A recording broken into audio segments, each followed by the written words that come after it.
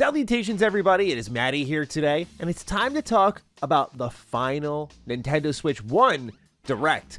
I have never done a Nintendo Switch Direct reaction here on this channel. I always react to State of Play, of course, Developer Direct, Summer Showcases, PlayStation Showcases.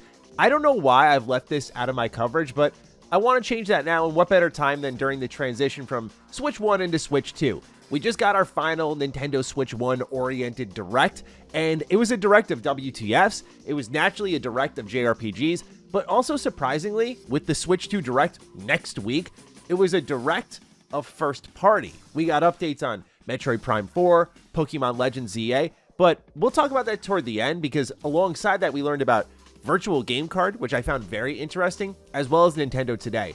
But I really want to start off in the WTF category of things. So ladies and gentlemen, if you're new here and you're interested in, I don't want to promise a ton of Nintendo content, but I'm trying to mix it up as much as I can, covering the big three, if you will. Consider subscribing, nonetheless. All right, so like I opened up with, it was a Direct of WTFs. A lot of the games here, I was not aware were so popular, so demanded, such cult classics, but that's really what a lot of this Direct was, where I'm just very happy for other fans in certain cases. For example, when Rhythm Heaven Groove popped up, I was like, what is this crap, man? Like, I'm good. I'm gonna go to the trailer, see what people are thinking. It's getting tons of views. The reactions online are insane. I thought that the dialogue sounds were charming and funny,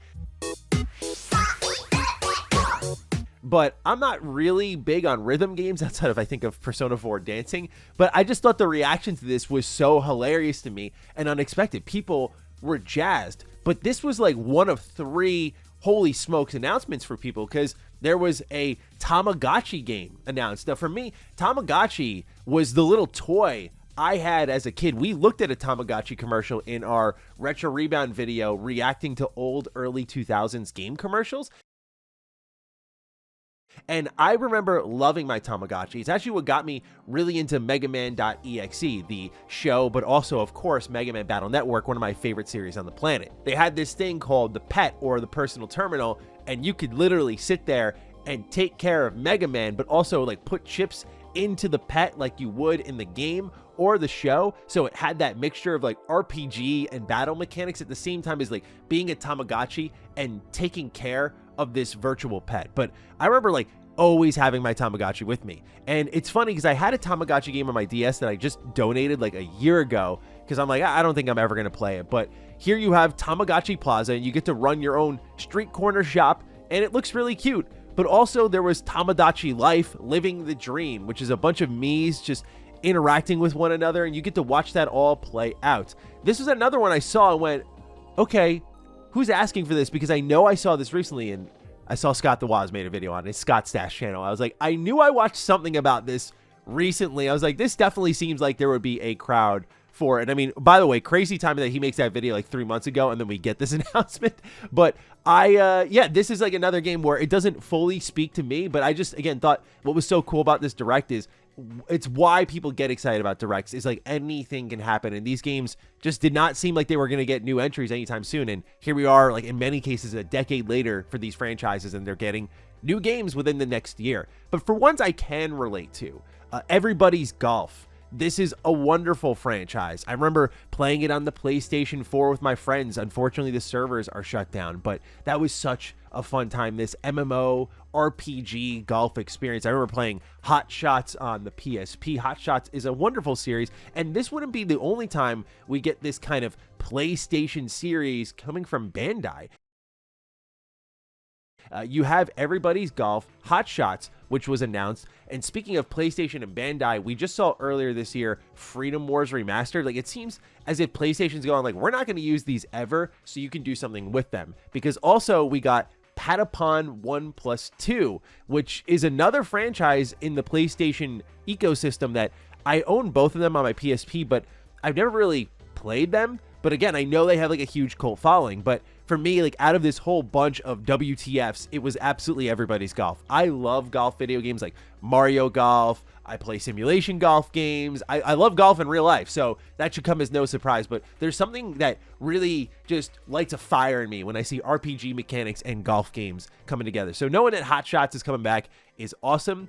Marvel Cosmic Invasion was another WTF. I was like, dude, the animations, the sprites, they're like pulled straight out of Marvel vs. Capcom. This looks awesome. I love what Dotemu and Tribute are doing together. Tribute was the team behind TMNT Shredder's Revenge, a phenomenal beat 'em up, but the amount of characters that were there was crazy. I saw damage numbers, so I'm guessing there's going to be some sort of equipment system or RPG system underneath. I wonder if there's going to be a classic mode that just shuts all of that off, but seeing those two combined for another beat 'em up, it's like, punch it. This is going to be a top game this year, no doubt about it. I cannot wait. But just to see the massive cast of characters, you know, you saw Captain America open the trailer, but then you got Spider-Man, you got Venom, you got Storm, you got so many different characters. So I just am very excited for this one from that angle and seeing like what all their kits are and the replayability and how far they're going to push co-op, because one of the cool things about Shredder's Revenge that Tribute did was like it was up to 6 players in co-op. That was amazing to me. Another game, this was a re-reveal, but it was not on my radar. Absolutely is now. It comes from Chucklefish. It is Witchbrook. This is a social sim RPG, and my God, the art, beautiful. What a beautiful looking video game. So just looking at all of this, I was like, wow, this is already a crazy direct. Admittedly, part of it, I had to see the reaction and just see how strong it was for things like Tomodachi, as well as, you know, Rhythm Heaven Groove. I had to read the name off my list here, so I'm like, what was it again?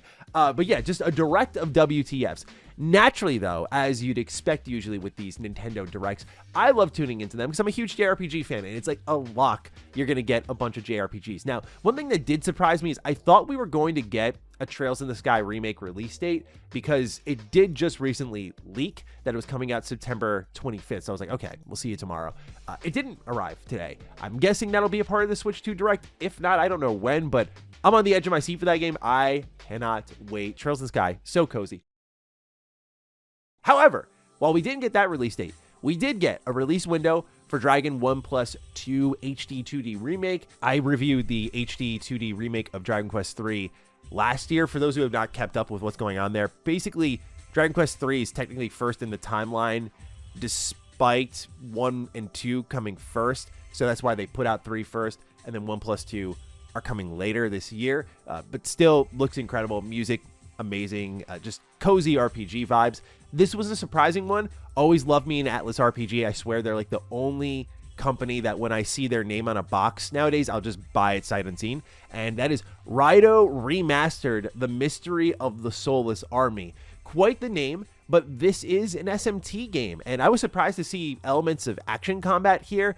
Based on what I saw of the original, this is a full-on remake. It's coming a day before my birthday, June 19th. It's also out around the same time System Shock 2 Remake, Death Stranding 2, so Atlas not making my life very easy, but I absolutely want to pick this one up. I love that they're supporting older SMT games. I am admittedly an SMT noob with only 4 for Apocalypse and 5 under my belt. I have been playing on my DS. Which one is this one? There are so many. Hang on. It's this one here. It's this one here. Devil Survivor Overclocked. Yeah, I started it on a plane flight, and I have not finished it, but part of what excited me about this, by the way, we talked about this on Retro Rebound, but look at this manual, dude. This is like a textbook. It's crazy. But nonetheless, pretty good game so far. But I am an SMT noob, so when I see new opportunities to jump in, I'm pretty much all over it. There was a shadow drop. We got Saga Frontier 2 Remastered. That's out today. That was a surprise. I would normally be all over this. It looks brilliant, but the reason I'm not jumping on it is like I'm still in the middle of Atelier Yumiya. I'm in the middle of Suikoden 1 and 2. I don't think the shadow drop was actually a good call for this game personally, because they dropped it in a month where there was a ton of, like, if you don't like Japanese content, then March was a dead month for you. There was only a few things you might be able to look forward to, I think personally. But if you're into Japanese content like I am, this has been an incredibly busy month, and to shadow drop another JRPG in a sea of other JRPGs, I don't think was the best call. I think this could have used a little bit of build-up or something like that, or just a better month. Like, hey, we'll see you in May, where it seems like nothing's really coming out then. But nope, throw it into March, get those Q1 earnings up. That's my guess. We also got no sleep for Kaname Date. Now, this is not a JRPG, but it is a Japanese game. This game is coming out July 25th, 2025. I really enjoyed the first Eye of the Somnium Files. I love me a good visual novel. Every now and again, I've been trying to find one that really pulls me in like Danganronpa did. I adore that series so much. Oh my God, man. I hope that the 100-line Academy game is really good. It comes out next month, and according to Kodaka, the creator of Danganronpa, this is their last-ditch effort. Otherwise, they're going to go bankrupt. So I already bought my collector's edition. But when it comes to Eye of the Somnium Files, this is from the developers of the Zero Escape franchise, another visual novel favorite of mine. I thought that Eye of the Somnium Files was awesome. I never got a chance to play Nirvana Initiative, and now we see there's a third entry. So I'm very impressed that they keep getting to make these games, but it looks like you're in space and you're trying to save an idol of some kind. So yeah, I want to go ahead and still check out Nirvana Initiative before I get into this one. It's an ambitious ask for myself to be able to bang that out in time for this third entry, but nonetheless, love to see that this franchise is continuing on. So yeah, like I said, direct of WTFs, direct of naturally JRPGs, but also direct of first party. We got to see Pokemon Legends ZA. You can jump other trainers now. Hell yeah, let's do it, man. After over like almost 30 years here of me getting jumped, I get to jump people. I get to ambush them and say, oh, you didn't see that coming? Oh, hey, I want to fight you? Like, sure, why not?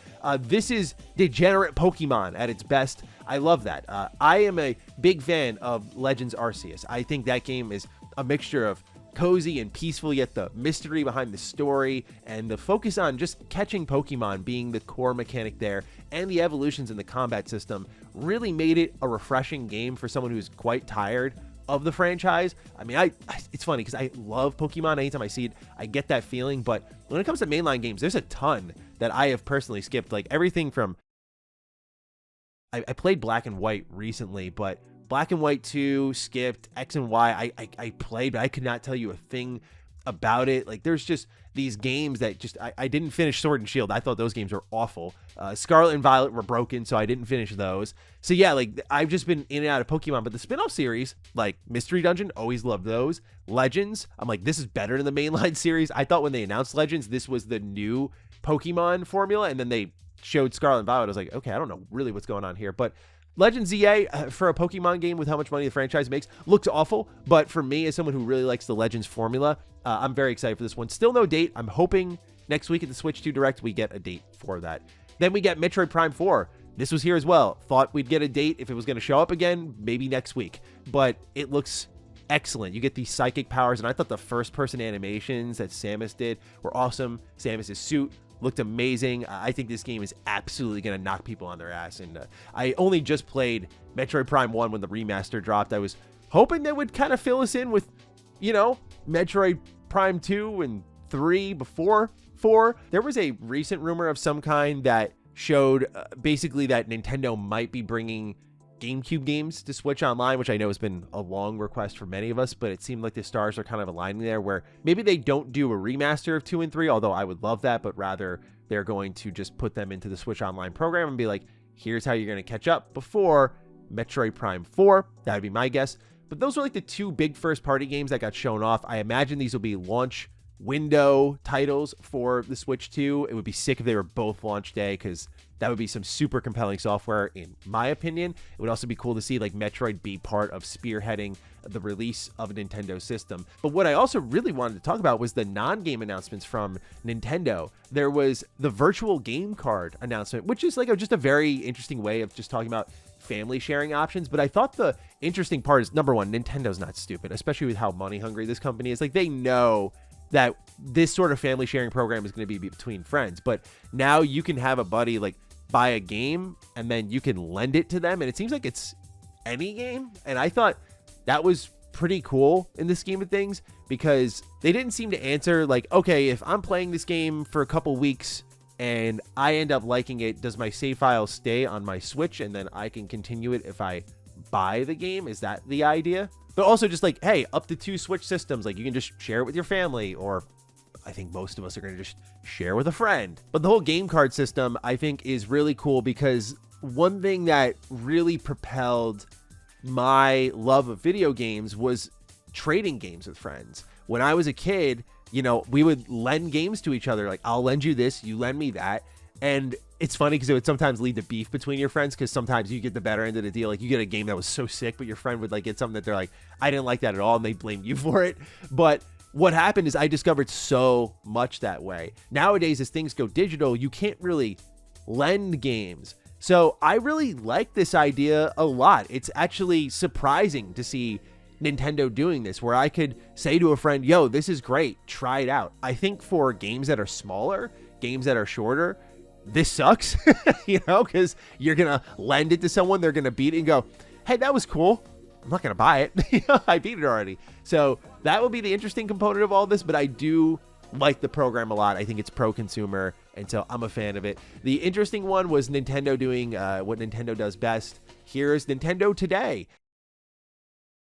So it's basically a dedicated Nintendo app. They had the little Iwata shot out by going like this directly to you, which I thought was a nice touch. But the app is basically about just talking directly to Nintendo fans, setting up events, that sort of thing. So it seems like Nintendo wants to be a little more active in the digital ecosystem than they previously were. So hopefully the Switch 2 has like party chat or something, or Discord support. That would be awesome. But that is the Nintendo Switch Direct, the final one really dedicated to the Switch 1 before everything kind of shifts over to the Switch 2. We're still going to get, of course, Switch 1 games that'll be supported on Switch 2, but this was like the last hurrah, and I think it was a great way to go out. A lot of pleasant surprises if you're a JRPG fan. There were some ports like High on Life as well. So yeah, there was overall, I think top to bottom, really solid, good farewell Direct to the Switch 1. Let me know your thoughts on this presentation down below. Let me know if you want to see more Switch-related reactions and content. And with that, ladies and gentlemen, I'll catch all of you in the next video. Stay sexy, stay active. I love you all. Peace.